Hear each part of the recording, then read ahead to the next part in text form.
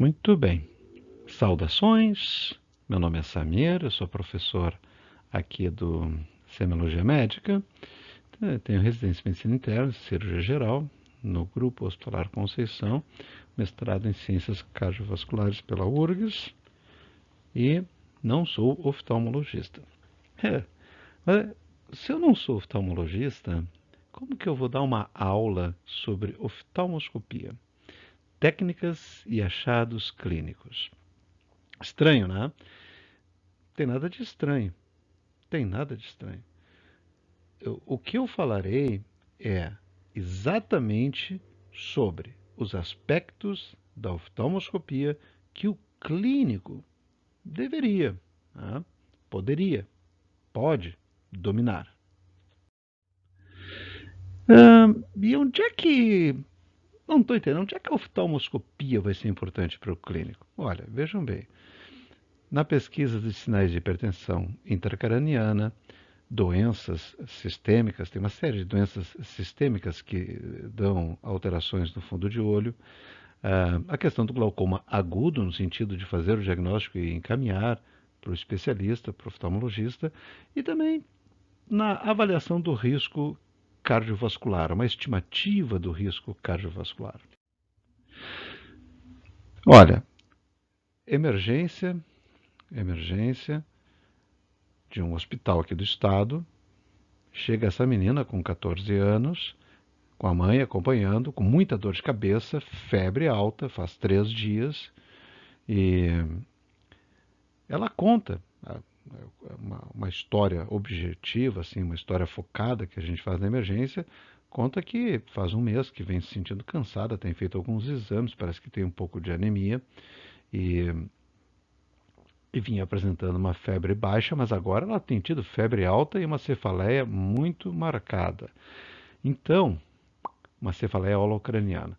Bem, o que esta menina pode ter a ver com oftalmoscopia, com exame do fundo de olho? Tá?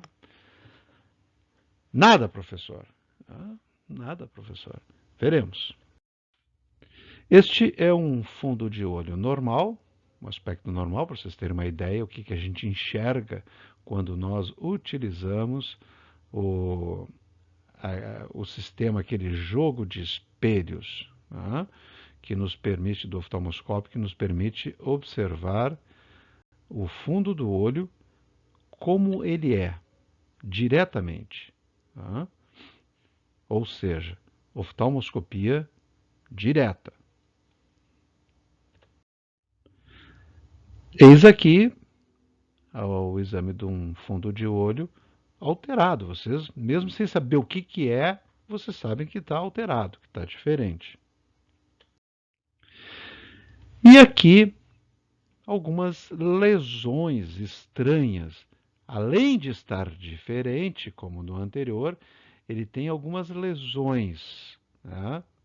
Ele tem hiperemiadas, com o centro esbranquiçado, tá? Espalhadas, né? Umas manchas. Umas manchas.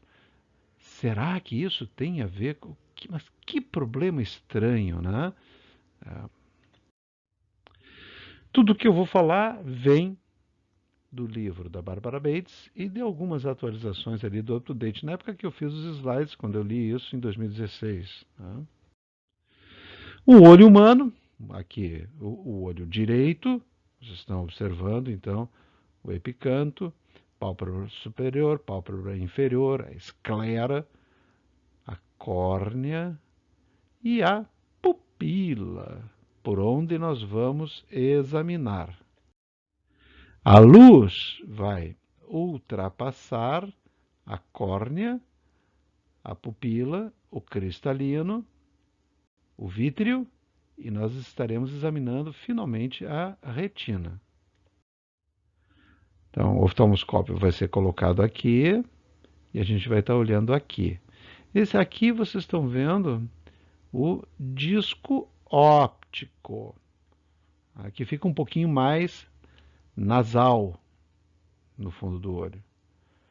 E aqui vocês estão vendo uma manchinha, que a gente chama de mácula, Ela aqui está aumentada, mas ela é pequenininha, né? 1 milímetro, talvez menos, né? Ah, então, o disco óptico é onde entra e sai os vasos. O disco óptico tem uma escavação fisiológica, que é o ponto por onde entram e saem os vasos. A gente pode usar os midriáticos, os medicamentos para dilatar a pupila.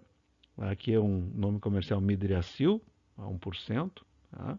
A pilocarpina, enfim, 1, 2 gotinhas em cada olho e a pupila fica bem dilatada e facilita. É claro, tem que ter um acompanhante, que a pessoa não consegue nem dirigir depois que usar um produto desse. Tá? Risco de complicações, pequeno. Na verdade, muito pequeno. Na verdade, raro. Tá? Raras, mas podem acontecer. Que tipo, professor? Assim, ó. Vocês lembram que vocês estudaram na anatomia e o humor aquoso é produzido aqui no corpo ciliar, faz a voltinha e é absorvido aqui nos canais de Schlemm, nesse cantinho. Aqui está a córnea e aqui está a íris. Né? Se vocês tiverem um doente que tenha a íris muito angulada para cá, tá? Este ângulo aqui assim, que é onde estão os canaizinhos de Schlemm, fica um ângulo agudo, um ângulo mais fechado. Né? Se vocês pingarem um midriático, a íris vai contrair e vai ocluir. E aí o que, que acontece? Aqui continua produzindo humor aquoso. Então a câmara anterior do olho vai sofrer um aumento de pressão. E a isto se chama glaucoma de ângulo agudo. Como o clínico pode diminuir a chance desta complicação, induzir uma crise de glaucoma agudo, uma complicação rara, né? Mas ele pode ainda diminuir o risco desta complicação antes de pingar o midriático. Tá? É colocando a lanterna, observe, a lanterna, a luz. Se não houver sombra, significa que ela é rasinha. Tá? Se ficar uma sombrinha aqui, uma meia-lua, indica que ela é um cone. Então, essa situação é um pouco mais propensa para desenvolver uma crise de glaucoma agudo. O oftalmoscópio de vocês, oftalmoscopia direta. Tá? O oftalmoscópio, a abertura por onde vocês vão olhar, sem fechar o outro olho, o indicador de dioptrias e o disco seletor das dioptrias, tá? Disco seletor das lentes que vai dar a dioptria, tá? Abertura, dioptrias, disco. Olha o indicador ali. Olha como segura, assim. Então, a luz da sala escurecida, explica para a pessoa o que, que tu vai fazer, o exame que tu vai fazer, distante um pouquinho, tá? Pede para ele olhar para o aparelho e joga a luz na pupila e observa com o outro olho aberto, mais distante, aqui ele está muito perto, com o outro olho aberto para ver se tem um reflexo vermelho, compreende? Se aparece a retina, tem que aparecer, tá? Senão tem algum problema na refração. A refração, sei lá, uma catarata, enfim, alguma coisa que esteja ali atrapalhando. Ou em crianças ainda, né?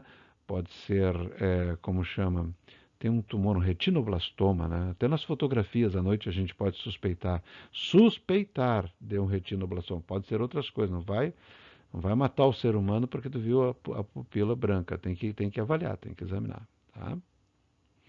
Depois tu vai com uma mão aqui na fronte, que é bom, te ajuda para ter uma ideia da distância, vai te aproximar, olho direito no olho direito, quando é a esquerda é o contrário, olho esquerdo no olho esquerdo, segura aqui com a mão direita, segura aqui com a mão esquerda. Mas essa técnica a gente vai trabalhar melhor quando terminar a pandemia, na atividade prática. Quando tu te aproximares bem, tu vai enxergar o fundo de olho. Inicialmente, tu vai enxergar o disco óptico. Pode ser que não.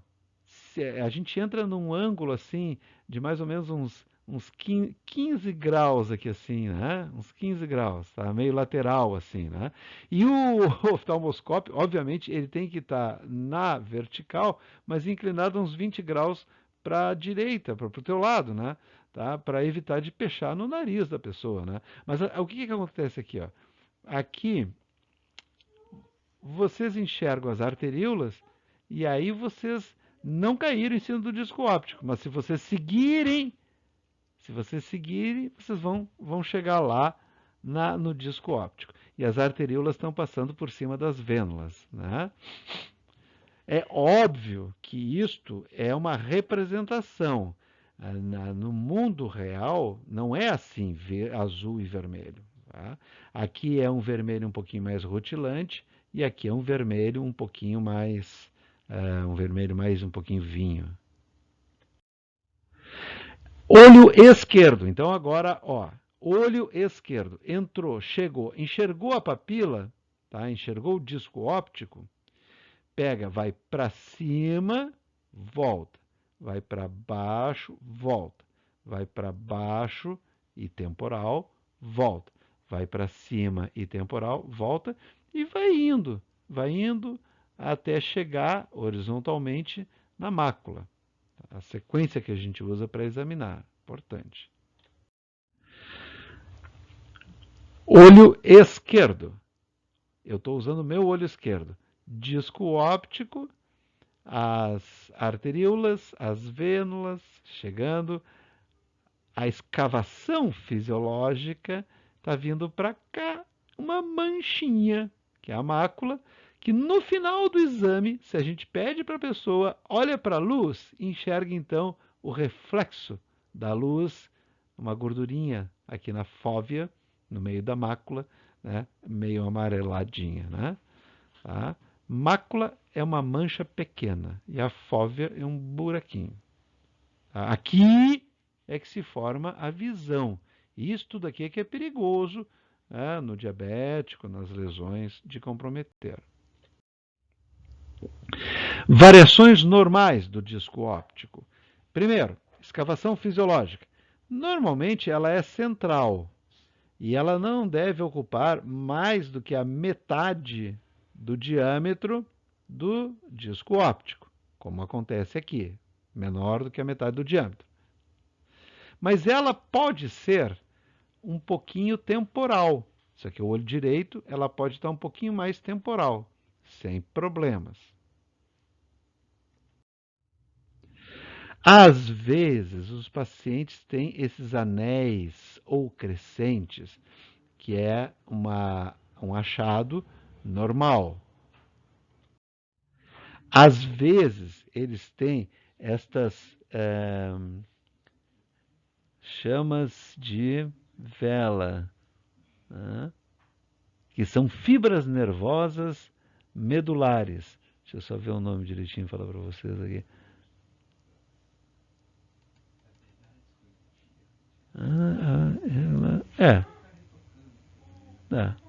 Fibras nervosas medulares ou mielinizadas. Mielinizadas, tá? Melhor assim a expressão. Bom, isso é normal. Isso é normal. Imaginem a pessoa olha o fundo de olho, encontra algo assim, pode pensar que o paciente está sofrendo alguma doença grave. E não é verdade. Tá? Fibras nervosas mielinizadas.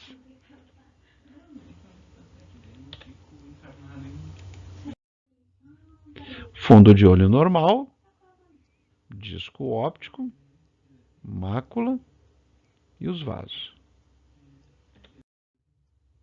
Opa! Esse aqui não está normal. Estranho. O próprio disco óptico ficou borrado. Cadê a escavação fisiológica? Cadê aquela área esbranquiçada, arredondada que tem aqui? Desapareceu. Os vasos estão tortuosos. Quando eles passam pela borda do disco óptico, que está bem borrada, eles demonstram, apresentam uma tortuosidade. Definitivamente isso aqui não está normal. Papiledema, um achado compatível com hipertensão intracraniana. Quais são os 5 critérios que vão me dar o diagnóstico de papiledema e, por tabela, de hipertensão intracraniana no exame de fundo de olho? O borramento das bordas do disco óptico, nós já vimos e veremos novamente numa outra imagem, para gravar bem. O edema do disco óptico, ele tem um aspecto edemaciado, como se ele tivesse protruso, tá? Do fundo do olho, ele está protruindo para dentro do globo ocular. Tá? A gente tem essa sensação, apesar de estarmos, obviamente, usando a visão monoocular, que nos dá menos noção de profundidade. A ausência da escavação fisiológica. Tá? A ausência da escavação fisiológica. Não se enxerga. Os vasos encurvados, como vimos. E a ausência do pulso venoso espontâneo.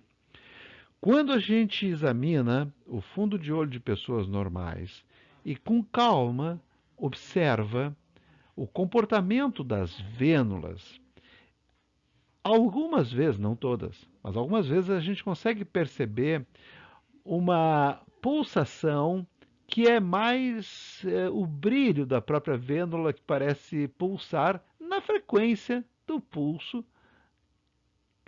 da frequência cardíaca da pessoa. Né? O que nós temos é uma transmissão, que o pulso venoso sai do átrio, sobe ali pela veia cava superior, um movimento do próprio átrio gera um movimento que nós vamos observar no pescoço, nas veias do pescoço, a transmissão da veia jugular interna para a superfície é o pulso venoso, jugular, e ele vai naturalmente também se transmitir lá para as estruturas que estão dentro do crânio. Se houver pressão intracraniana aumentada, obviamente, essa transmissão da pulsação venosa some. Professor, quer dizer que se eu não vejo o pulso venoso, tem hipertensão intracraniana? Não, filho, não é assim. Não é assim. Tá? Por que não é assim? Porque enxergar o pulso venoso não é fácil no fundo do olho. Tá? Isso requer alguma experiência, requer calma, requer prestar atenção. Então, não é porque tu não enxerga o pulso venoso que tem hipertensão intracraniana. Estão acompanhando? Mas então para que serve isso? Por outro lado, se tu vê pulso venoso, se tu enxerga a presença do pulso venoso, não tem hipertensão intracraniana, tá? Vamos então revisar esses 5 conceitos aqui. Borramento da borda, tá? Desaparecimento da escavação fisiológica, encurvamento dos vasos e o aspecto edemaciado do disco óptico. E é claro, o pulso venoso, já que é uma imagem, eu não tenho como mostrar para vocês, mas está bem explicado, é uma questão agora de desenvolver a técnica. E, eventualmente, vocês podem ter um fenômeno ao contrário. O papiledema é quando o disco óptico protrui para dentro do globo ocular. Quando a pressão dentro do globo ocular está muito aumentada, como é o caso do glaucoma, o disco óptico protrui ao contrário, protrui para fora do globo ocular. E aí o que acontece? A escavação fisiológica aumenta de tamanho. Lembra que ela não deve ultrapassar a metade do diâmetro? Está bem maior aqui, ó. O branco está bem maior. Tá? Então, esse é um sinal, assim, no fundo de olho, de um glaucoma, né, avançado. Né?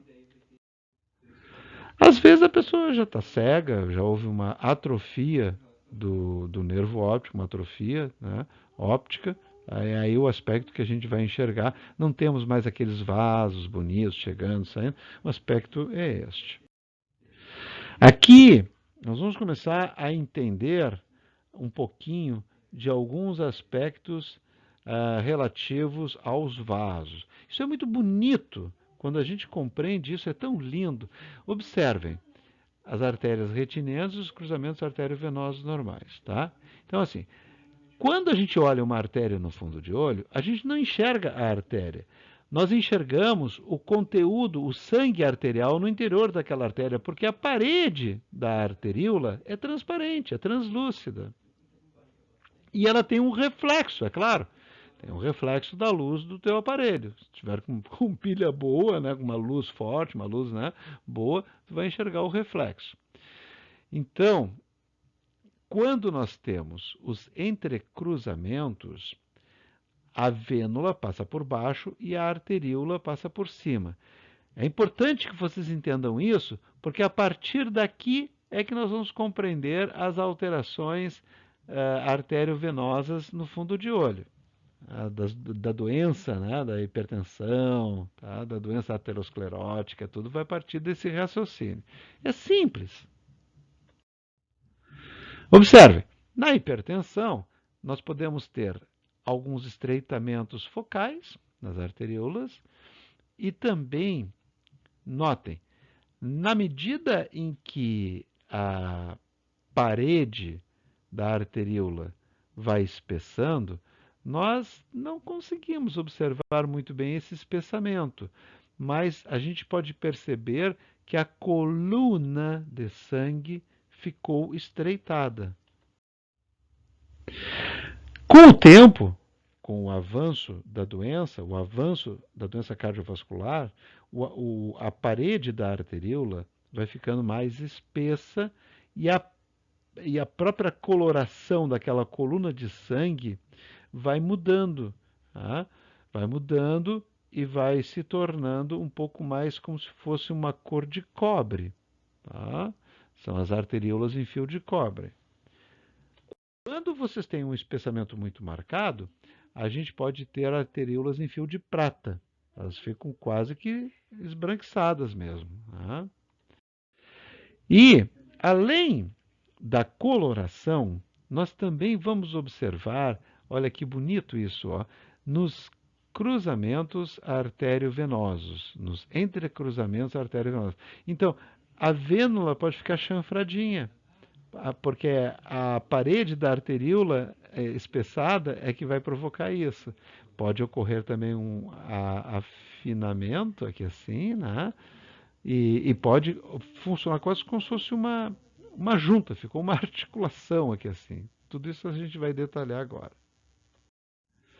O início, então, do processo, que demonstra a evolução da doença vascular aterosclerótica, é justamente o espessamento que está demonstrado aqui pela chanfradura, os entrecruzamentos chanfrados. Com a piora do quadro, nós podemos ter as extremidades das vênulas afiladas, como vocês estão vendo aqui.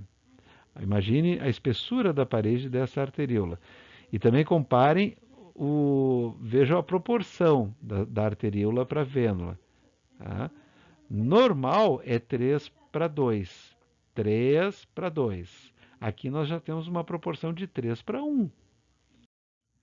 Então, nós estamos vendo aqui esse entrecruzamento, né, e nós estamos vendo o brilho dessa arteríola alterado. Esse aqui é o sinal de Gunn. O sinal de Gunn está um pouquinho chanfrado. Aqui nós temos a arteríola com a proporção, notem a proporção da vênula para a arteríola 3:1. O entrecruzamento bem marcado. E essa arteríola, olha como ela está retificada. Olha, observe essa arteríola. Né? É uma arteríola doente. Então, aqui o sinal de Bonnet. Tá? Sinal de Bonnet. Estreitamento arteriolar.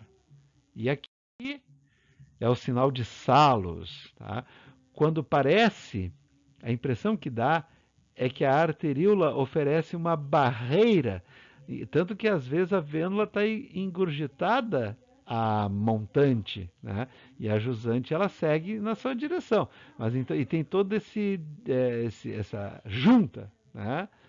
Aqui também chamam de banking, tá? Sinal de Salus e o efeito de barreira. Bom, podemos ter estas hemorragias superficiais, retinianas superficiais, que podem, eventualmente, representar uma gravidade da hipertensão arterial do paciente. Ou não, tá? Não necessariamente, mas pode estar relacionados. Elas acompanham a distribuição dessas raiazinhas, então por isso que elas estão assim, e por isso que a gente sabe que elas são superficiais. Às vezes, nós temos uma hemorragia mais profunda. Esta hemorragia pré-retiniana, ela indica um aumento brusco da pressão intracraniana. Tá? Aqui é pressão intracraniana. Isso pode levar a um comprometimento da visão. E aqui nós temos hemorragias profundas, retinianas, tá? Várias, tá? E estão relacionadas com um quadro grave de diabetes ou de hipertensão. E podem comprometer gravemente a visão, dependendo de onde que elas estão acontecendo. Aqui nós temos os microaneurismas, tá? Que às vezes pode ser do próprio diabetes. Aqui nós temos neovascularização, se vocês observarem, tem locais onde estão se formando novos vasos, também uma situação que a gente pode ver no diabetes. Nós temos aqui o fundo de olho de uma pessoa normal, com pele clara, observem, e o fundo de olho de uma pessoa com a pele escura. Então, assim que vai se manifestar, tá? Vai se apresentar para vocês o fundo de olho normal. Nós podemos ter a retinopatia hipertensiva, que nós estávamos analisando antes. Olha o brilho, olha a proporção da vênula para a arteríola e olha o entrecruzamento. E aqui nós temos exudatos algodonosos. Então, nós temos uma doença hipertensiva já com manifestações importantes no fundo de olho, crônica, retinopatia hipertensiva. E aqui nós temos um quadro grave. Isso é importante para o clínico. Assim como é importante ver o papiledema, é importante saber reconhecer a retinopatia hipertensiva com estrela macular. Isto é a hipertensão maligna. Este paciente, de verdade, precisa que se baixe a pressão arterial dele. Ele está tendo lesão em órgãos-alvo. Tem essa estrela macular, ele tem hemorragias, ele tem exudatos hemorrágicos, tá? E ele tem papiledema, ele tem exudatos duros, tá? Então é um doente que tem lesão de fundo de olho, comprometimento, em função de níveis tensionais muito elevados. UTI e controlar a pressão arterial. Já aqui nós temos na retinopatia diabética, tá, alguns exudatos, tá, moderadamente grave, não proliferativo. Então, aqui também, na retinopatia diabética, não proliferativa, mas grave. E esse paciente, notem a proliferação de vasos, tá? Retinopatia proliferativa com neovascularização. Infelizmente, quando isso acontece na mácula, o doente perde a visão, fica cego e é irreversível, né? Mas a gente pode prevenir, isso é muito importante. Aqui vem uma questão fundamental para o clínico. Eu estou mostrando alguns detalhes de retinopatia diabética, mas não é para o clínico dar diagnóstico dessa situação.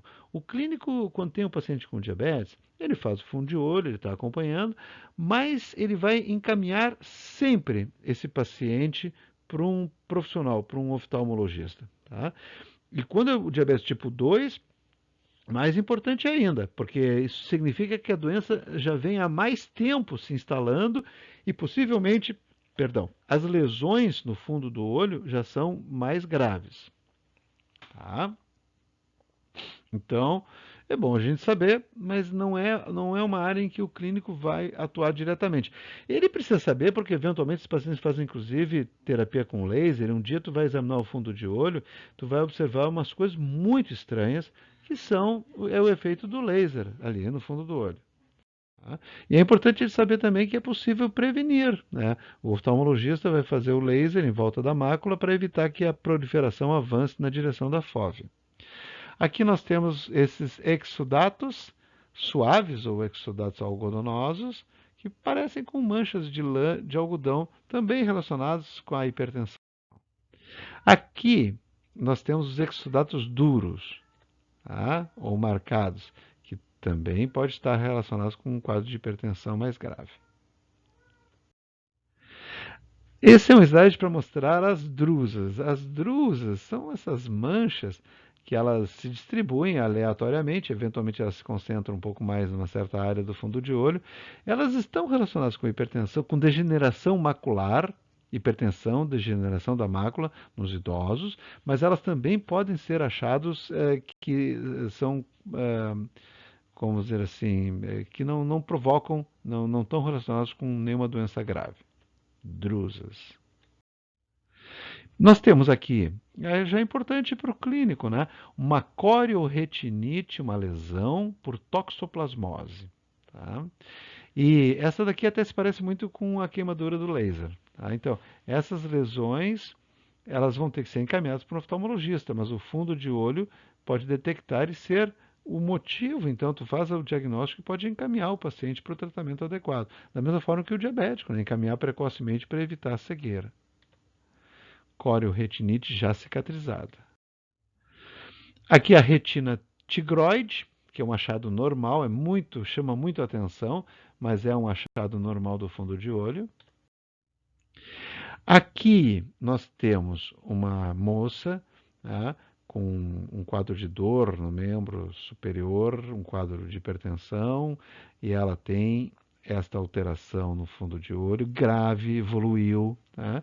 Ela tem uma vasculite, ela tem uma arterite de Takayasu, com atrofia isquêmica do nervo óptico anterior bilateralmente. Infelizmente, um quadro muito triste, mas é importante a gente saber, inclusive o Takayasu, né, obviamente era japonês, né, mas ele era oftalmologista, e ele foi que descreveu, então, em função justamente dessas lesões. Então, o fundo de olho aqui pode nos ajudar. Tá?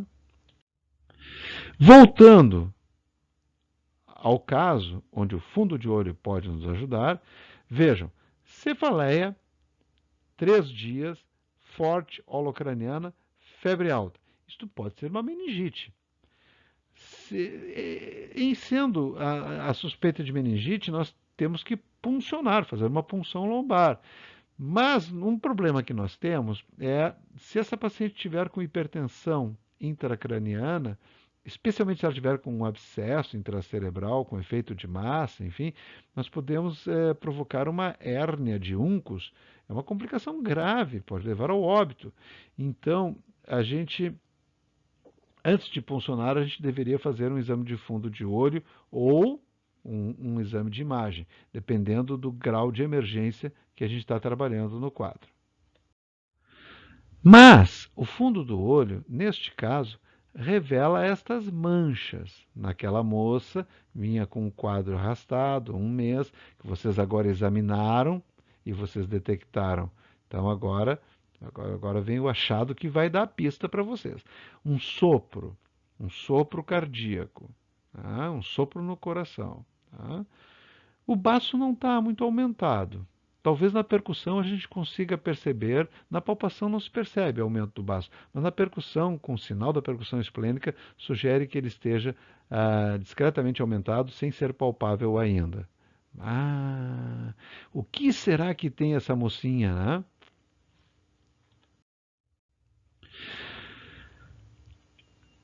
Então, parte da resposta começa por aqui.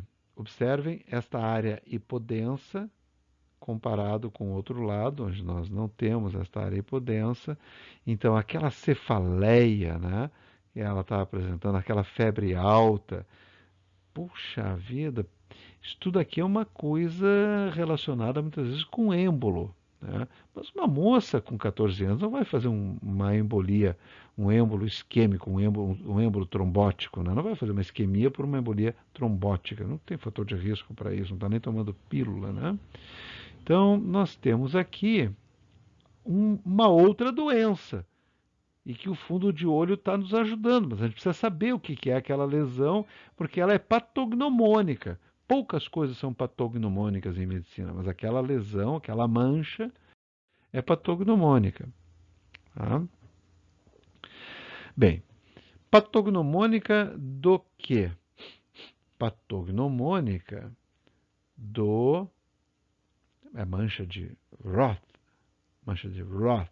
assim que fala, R-O-T-H, Roth. Tá?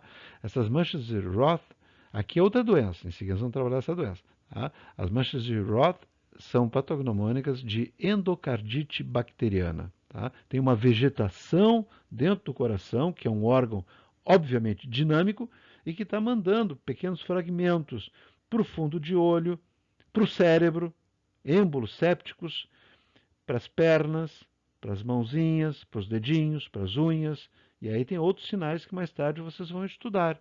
Tá? Endocardite, uma doença potencialmente tratável e curável, mas que tem que ter o diagnóstico precoce.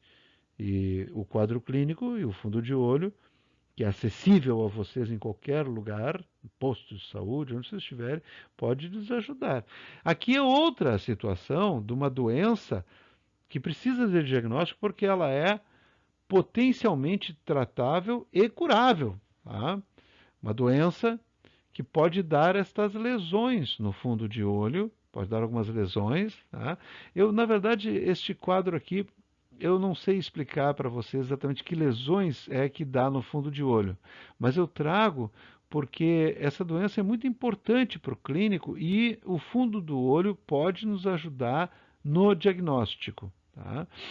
Claro que tem outros recursos, né? E aí o clínico vai lançar mão desses outros recursos. Essa doença, que pode alterar também o fundo de olho, assim como pode alterar a aorta, assim como pode alterar a, o sistema neurológico da pessoa, assim como pode provocar um Romberg, né, do exame neurológico, mais tarde vocês vão estudar. O Romberg é um teste que a gente usa para verificar o equilíbrio da pessoa. Pode comprometer gravemente o Romberg, tanto que o Dr. Romberg era um especialista nesta doença, uma doença que mais tarde um outro se tornou especialista nela, defendeu a tese de doutorado nesta doença, né, que é a tabes dorsalis, né, que é a principal manifestação desta doença, que está aqui no fundo de olho, né, foi o Arthur Conan Doyle. Né? O Arthur Conan Doyle, o autor do Sherlock Holmes, né, o criador de Sherlock Holmes, depois se cansou de escrever tanta história de Sherlock Holmes que ele foi fazer o doutorado dele com tabes dorsalis. Então, essa é a sífilis. Tá? Sífilis, que se foi, mas que não deveria ser esquecida porque voltou. Tá? Importante fazer o diagnóstico, pensar na sífilis. Bom, esta já é uma doença mais rara, mas que é importante vocês pensarem nela, porque ela está relacionada com algumas alterações cardiológicas importantes. Tá? Quando vocês cruzarem por um fundo de olho com essas estrias angioides, né? Com esse aspecto no fundo do olho de casca de laranja, que se fala em francês. Vou tentar falar em francês. Peau de orange. Ah, que lindo, saiu! Peau de orange. Tá? É assim que fala em francês, eu acho.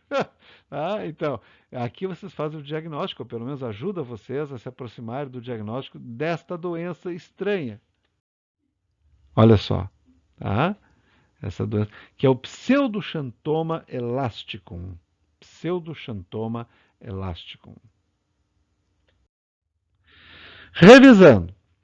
A importância do fundo de olho para o clínico é justamente buscar sinais de hipertensão intracraniana, saber buscá-los, aqueles 5 sinais que nós revisamos, saber pesquisar direitinho a retinopatia hipertensiva, especialmente reconhecer quando a gente tem a hipertensão maligna com as alterações graves na retina, do aumento súbito da pressão arterial, a retinopatia diabética, examinar o fundo de olho e saber que vai ser importante, especialmente no diabetes 2, já encaminhar logo no início, e a correlacionar com algumas doenças sistêmicas, aí, como a endocardite infecciosa, que nós temos um jogo de diagnóstico, né, com a sífilis, que o professor não sabia as alterações, mas que a gente, como clínico, tem que estar com ela em mente sempre.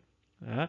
Ah, ah, o pseudoxantoma elástico e algumas outras doenças sistêmicas que dão manifestações no fundo de olho e algumas doenças próprias do globo ocular, como o glaucoma, que é importante também o clínico estar atento para encaminhar de forma adequada, né, para o oftalmologista, para o especialista, esses casos. Né?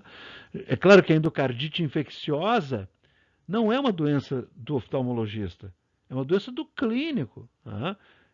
Mas nós vamos buscar no fundo de olho as pistas, as manchas de Roth, que nos ajudam a nos aproximarmos desse diagnóstico. Então, pessoal, esta é a base teórica para que vocês possam, mais tarde, quando passar a pandemia, se interessarem pelo fundo de olho, treinarem a técnica, observarem atentamente o fundo de olho, aprenderem a visualizar o pulso venoso, tá? Porque tudo isso um dia, especialmente para quem for ser clínico, né? E principalmente para aqueles que às vezes vão se dedicar a trabalhar em lugares onde tu não tem assim uma tomografia, uma ressonância, estala os dedos e está tudo na mão ali, compreende? Tá? Então, vocês poderão lançar mão deste recurso para beneficiar os pacientes de vocês. E tudo é educação. Tudo é educação. O sentido da vida de um ser humano é aprender.